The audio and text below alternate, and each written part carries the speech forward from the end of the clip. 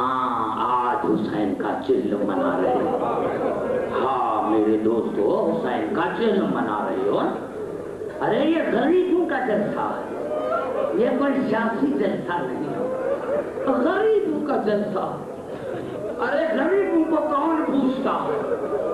ہاں قبلہ مجھے اللہ کی عظمت کی قسم ہے, کیونکہ ہمارے سندھ میں جب میں مجاز پڑھتا ہوں رات کو, اب یہ دیکھو چھوٹے بچے ہیں, ان کو اپنا نام پوچھو نہیں صحیح بتا سکتے, والدین کا نہیں, مجھے اللہ کی عظمت کی قسم ہے رات کو جب میں واپس لوٹتا ہوں کبھی حالہ سے کبھی پھر شاہ سے, چھوٹے بچے 2 سال کے قمیص اتری ہوئی ننگے پاؤں, یا حسین یا حسین. میں اپنے ڈرائیور کو کہتا ہوں کہاں تو ذرا روکو, کار روک کر میں بچے کو پوچھتا ہوں بتا بیٹا تمہارا نام کیا ہے. وہ بچہ نام بتا نہیں سکتا, میں رو کر کہتا ہوں مولا یہ ہے بچہ, لیکن دیکھو تمہیں کتنا یاد کرتا ہے. مولا یہ تمہارے کردار کا کمال ہے, مولا تمہاری یہ محنت کا کمال ہے کہ آج بچے بھی تجھے روتے ہیں. ارے جن کو عقل نہیں ہے وہ بچے بھی حسین کو رو رہے ہیں. عزادارہ نے حسین بڑی تم نے محنت کی, ارے زہرا کو پرسا دیا, اس سے بڑھ کر خوش نصیبی کون ہے کہ حسین کی ماں راضی ہو جائے. عزادارہ نے حسین 28 رجب کو یہ قافلہ چلا, 2 محرم کو کربلا میں پہنچا, 4 تاریخ سے خیمے ہٹائے گئے. یعنی اب جو پانی ہے وہ زینب نہیں پیتی, اکبر کو پلاتی ہے, اونو محمد کو پلاتی ہے. رباب نہیں پیتی, کبھی اصغر کو پلاتی ہے کبھی سکینہ کو پلاتی ہے. ام فروا نہیں پیتی, قاسم کو پلاتی ہے.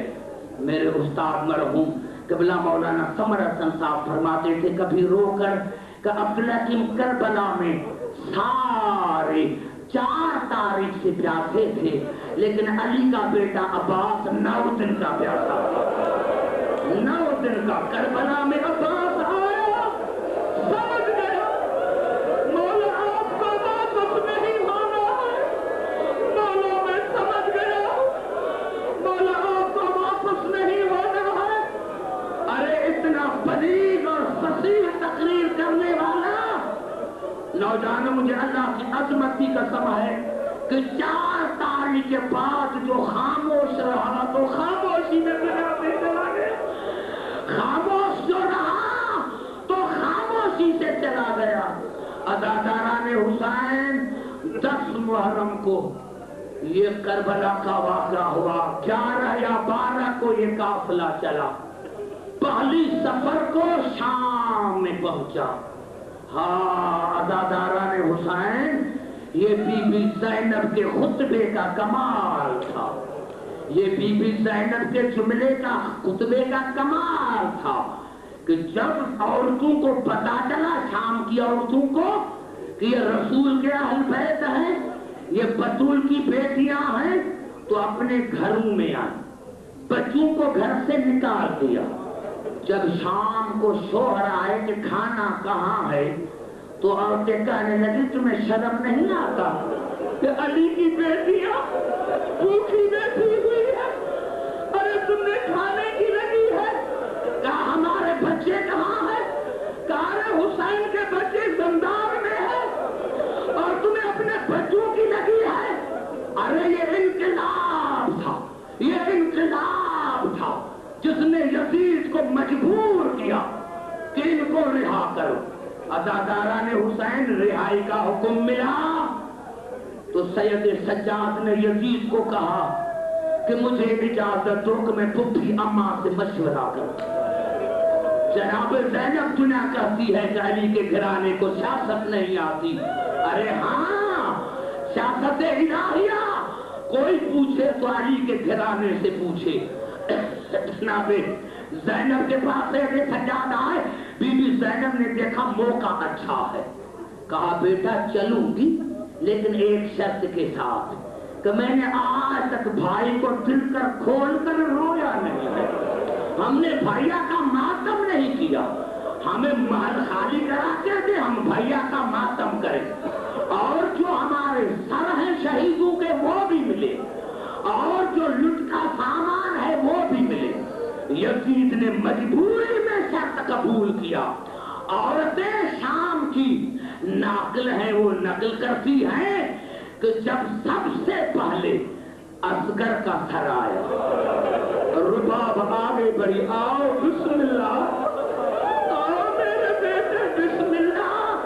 عزاداران حسین، اس کے بعد نامہ نگار کہتا ہے میں نے دیکھا ایک چھوٹی سی گٹھڑی آئی، ایک چھوٹی سی گٹھڑی آئی، جب اندر گئی تو ماتم ہو گیا، قیامت برپا ہو گئی۔ ہم نے پوچھا اس گٹھڑی میں کیا تھے؟ کہا اس گٹھڑی میں سکینہ کے بندے رکھتے۔ ارے جب رباب نے دیکھا بے ہوش ہو گئی، اصغر بیٹا آ گیا، پڑھنے والا نہیں ہے، سکینہ بیٹا بندے آ گئے، سکینہ بیٹا بندے آ گئے، آج پڑھنے والا کوئی نہیں۔ عزاداران حسین تاریخ نے لکھا اکبر کا سر آیا، اکبر کی ماں نے گود میں لیا، قاسم کا سر آیا، جناب ام فروا نے لیا۔ اب نامہ نگار آتا ہے کہ میں نے دیکھا کہ 2 سر آئے، دیر تک کھڑے رہے، اور کہتی ہے شام کی کہ ہم نے کہا بی بیو ان کی ماں مر گئی ہے، تو زینب نے کہا نہیں میں ابھی تک زندہ ہوں، یہ میرے بیٹے اور محمد کے سر ہے۔ کہا بیٹی کیوں نہیں اٹھاتی؟ کہا اماں زہرا نے وصیت کی تھی کہ حسین کا خیال رکھنا، اگر میں اپنے بیٹوں کو اٹھاؤں تو اماں بطول کیا کہے گی کہ زینب ماں ماں ہوتی ہے، ارے ماں ماں ہوتی ہے، جب میرا حسین آئے گا میں اس کا سر اٹھاؤں گی۔ ارے عزاداران حسین، اتنے میں حسین کا سر آیا، حسین کا سر آیا۔ تاریخیں بتا رہی ہیں 3 بہنیں ہیں، جناب ام کلثوم، جناب رقیہ، جناب زینب، اور گود پھیلائی ہوئی ہے، آؤ بھیا ہمارے گود میں، آؤ بھیا ہمارے گود میں۔ یا ایک مرتبہ حسین کے سر نے قید خانے کا طواف کیا، ایک مرتبہ حسین کے سر نے قید خانے کا طواف کیا۔ بی بی زینب نے پوچھا بھیا قید خانے کا طواف کیوں کرتے ہو؟ کہا پھر دیکھتا ہوں اور سارے موجود ہیں، میری سکینہ کہاں گئی؟ ارے سارے موجود ہیں، میری سکینہ کہاں گئی؟ میری سکینہ کہاں گئی؟ عزاداران حسین، حسین کا سر آیا، زینب نے گود میں لیا اور کہا بھیا بھیا بھیا مجھ سے بھی تو پوچھ، میں آپ سے پوچھ رہی ہوں، مجھے بھی تو پوچھ، مجھ سے بھی تو پوچھ کہ آپ کو تاجانہ کہاں لگے، آپ کو رسیاں کہاں پڑی ہے؟ عزاداران حسین ایک جملہ کر کر آخر گفتگو کو زحمت کو آپ کو ختم کرتا ہوں۔ ارے حسین کا سر آیا، بیویوں نے ماتم کیا، یہ قافلہ جب چلا تو سید سجاد نے پوچھا پھوپھی اماں کہاں چلے؟ کہا بیٹا سب سے پہلے سکینہ کے قبر پر چلے۔ عزاداران حسین، کہا بیٹا کیوں؟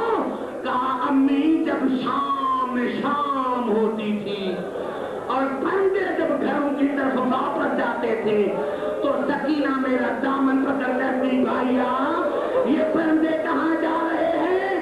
میں کہتی تھی اپنے گھر پر، تو کہتی تھی بھائیا ان جانوروں کے گھر ہے، ہمارا کوئی گھر نہیں ہے۔ تو پھر سکینہ کو مدینہ بہت یاد تھا، چلے سکینہ کی قبر پر۔ عزاداران حسین، یہ قافلہ سکینہ کی قبر پر آیا، ہر ایک بی بی نے سلام کیا، اور میرے دوستوں آخر میں بی بی زینب آئے۔ سکینہ پھوپھی کا سلام، پھوپھی بیٹا میں مدینے جا رہی ہوں، کربلا جا رہی کو پیغام ہے تو دو. سکینہ کی قبر سے آواز آئی پھپھی اماں جب مدینے جائیں تو بہن صغرا کو لاکھوں سلام. اور کہنا بہن اچھا ہوا کہ کربلا میں نہ آئی, بہن اچھا ہوا کہ کربلا میں نہ آئی. اور عزاداران حسین اس کے بعد بھی زینب نے کہا ہاں بیٹا کربلا جا رہی ہوں, کوئی بابا کی طرف پیغام ہے؟ کربلا میں آپ بابا ہے, کوئی پیغام ہے؟ سکینہ کی آواز آئی پھپھی اماں بابا کو سلام دینا, بابے کے لیے کوئی پیغام نہیں ہے. پھپھی اماں جب کربلا میں جائے تو سب سے پہلے چچا کے قبر پر جاؤ.